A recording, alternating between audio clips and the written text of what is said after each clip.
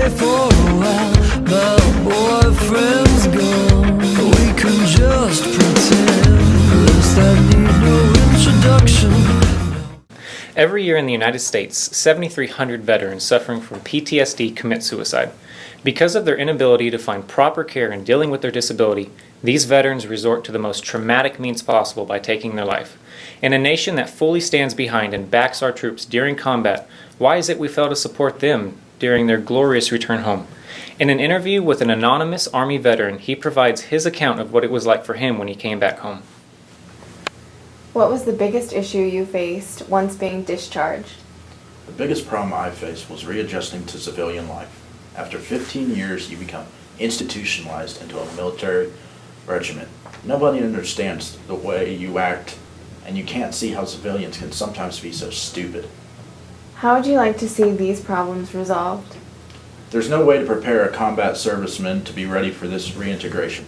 You can't tell a wife not to cheat. Your soldiers will commit suicide. No volume of Army mandatory reintegration training will help a soldier get back to where the DoD he thinks he should be.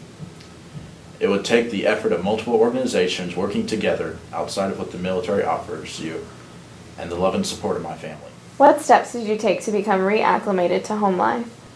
When you separate from the service, you're given a form called a DD-214. There's a man you have to make an appointment with several weeks in advance. His job is to help you get your service jacket, make sure your awards are correct, and make sure you're all set up for the VA for disability if you are deserved. I was rushed through all three.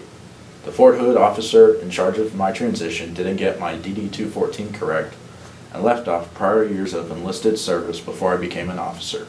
The same transition officer rushed me through the VA benefits, and it was nothing more than an old man saying as fast as an auctioneer, "Are you ready? Is everything correct? Does anything hurt?" It sucks having to regather all of your records and find your initial and entry enlistment contract to prove that your DD-214 is correct. What is wrong with the Veteran Affairs system? They're a little backed up, but have always treated me with respect and honor. They're slow as molasses, slower than sloths. I've waited 4 months for an eye exam, podiatrist appointment, from the initial consult to x-rays and evaluation took 4 weeks. They also won't approve treatment that the vets choose to do outside of the VA. No holistic approaches approved. Acupuncturist, chiropractor, and massage is all unapproved. So what consequences ensue from being a veteran with PTSD in America? On average, 22 veterans commit suicide a day, or 1 every 65 minutes, due to PTSD. 2 out of 10 veterans with PTSD suffer from increased dependency on alcohol and substance abuse, which in turn can cause a higher rate of domestic abuse. As of January 2014, communities across America identified 50,000 homeless veterans, making up 8.6% of the total homeless population. Furthermore, relationships with loved ones also deteriorate. There are numerous ways you can help veterans in and around your community. For starters, there are nonprofit organizations that you can donate to and volunteer for that help veterans in all aspects of their transition. The Wounded Warrior Project addresses the mental health and cognitive needs of warriors returning from war.